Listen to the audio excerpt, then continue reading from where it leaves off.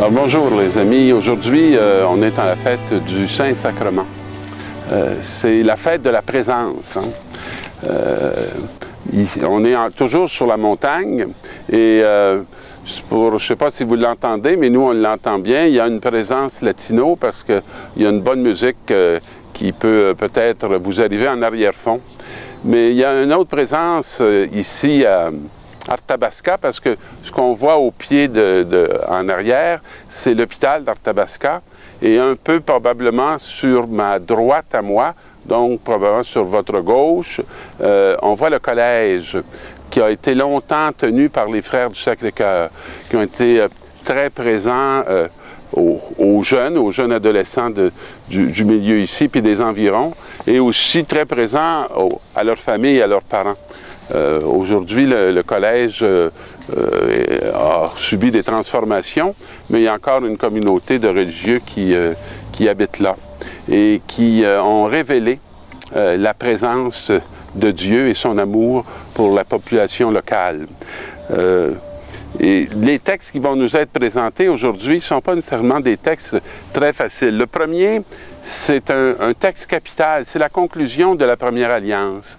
Et elle se fait, elle aussi, sur une montagne, puis elle va se faire au pied de la montagne. C'est en descendant du Sinaï, Moïse vint rapporter au peuple toutes les paroles du Seigneur et tous ses commandements.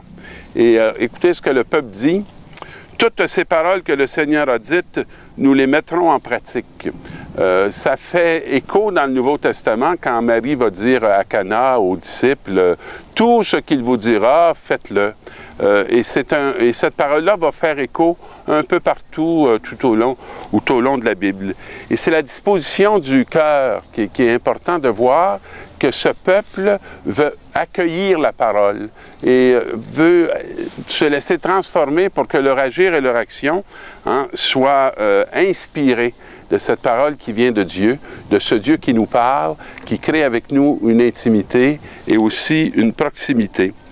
Et là, on va offrir un sacrifice et le rite va se terminer par tout ce que le Seigneur a dit, nous le mettrons en pratique et nous obéirons. Et Moïse va prendre du sang, va asperger le peuple. Et voici le sang de l'Alliance que sur la base de toutes ces paroles, le Seigneur a conclu avec vous.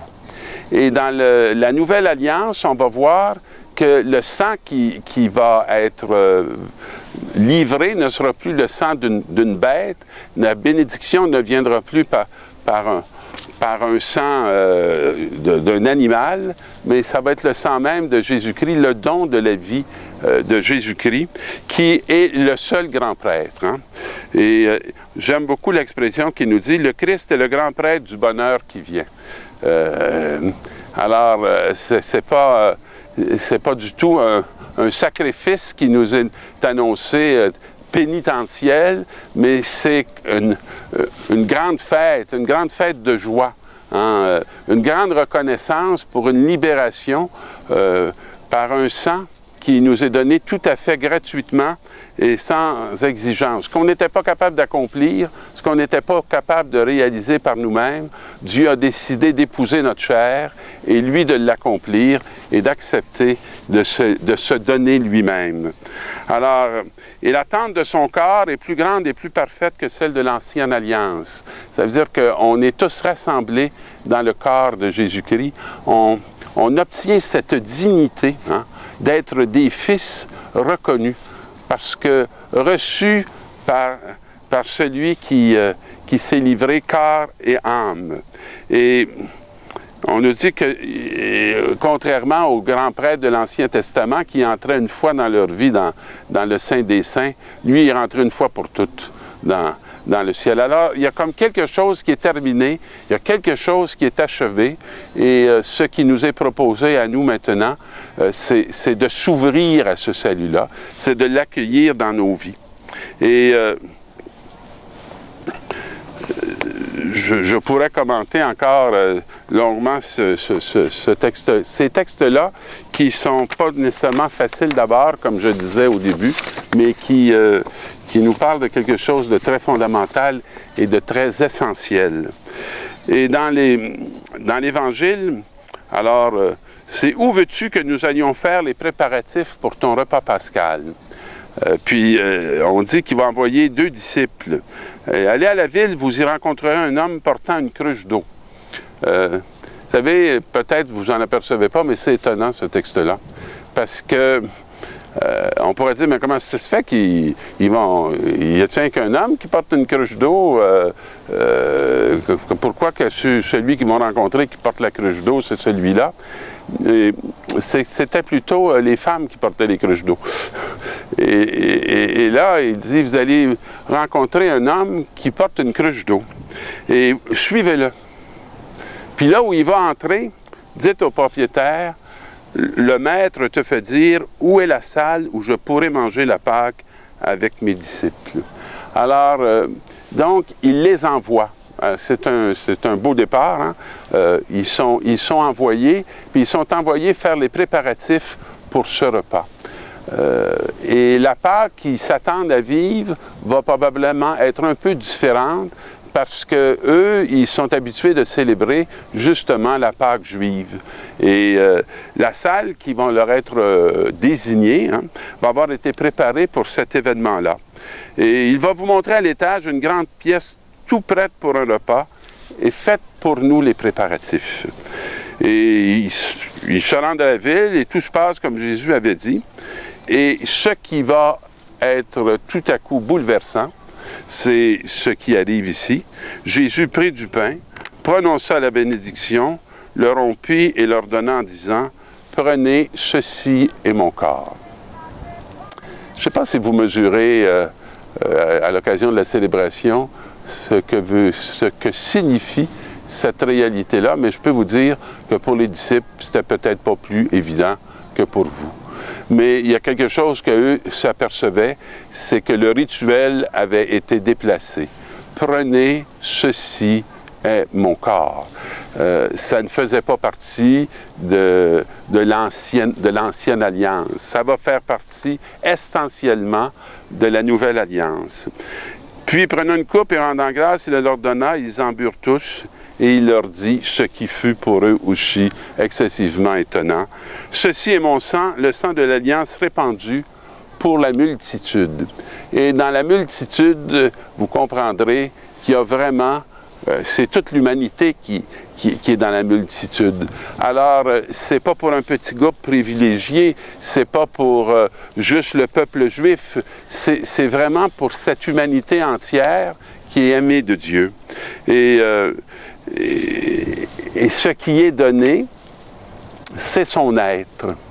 Quand on dit que la foi chrétienne est une foi incarnée, je pense qu'on regarde cette parole-là, qu'on est, nous, très habitués d'entendre, mais ceci est mon corps et ceci est mon sang.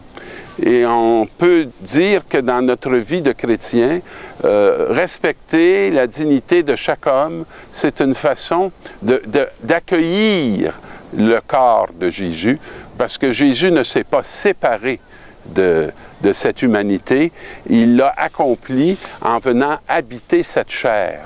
Et aujourd'hui, dans notre fête, qui est la fête du Saint-Sacrement, ce dont on se réjouit, c'est qu'au cœur de l'humanité a été vraiment signifiée la présence de ce Dieu très haut, de ce Dieu très grand, mais aussi de ce Dieu très proche.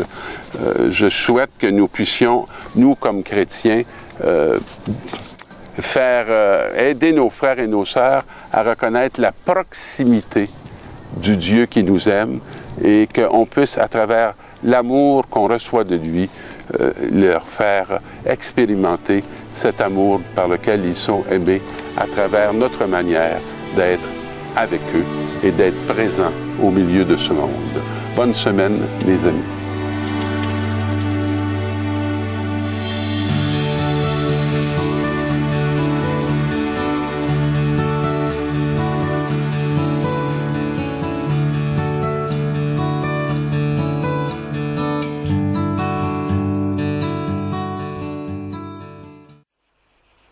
Arriva le premier jour de la fête des pains sans levain, où il fallait immoler l'agneau pascal.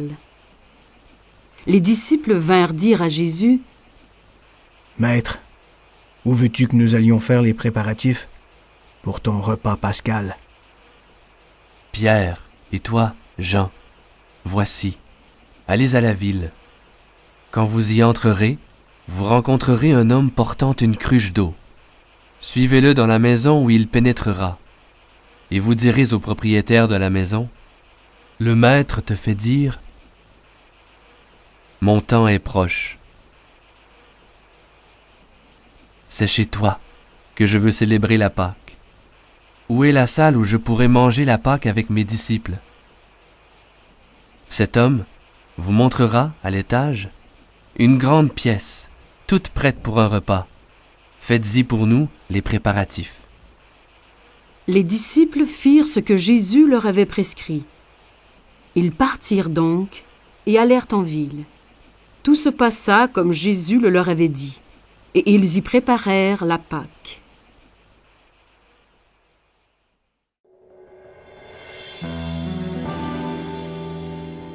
Pendant le repas, Jésus prit du pain, prononça la bénédiction, le rompit et le donna à ses disciples en disant: « Prenez et mangez.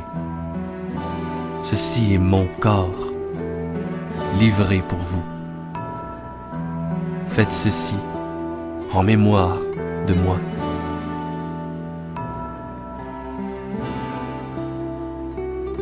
Puis, à la fin du repas, prenant une coupe, Jésus fit de même, et rendant grâce, il la leur donna en disant: « Buvez-en tous, car ceci est mon sang, le sang de l'Alliance nouvelle, répandu pour la multitude, en rémission des péchés.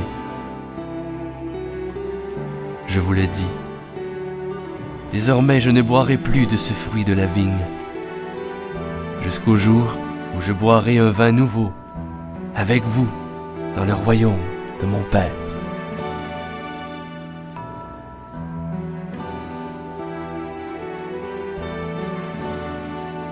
Après avoir chanté les psaumes, ils partirent pour le mont des Oliviers.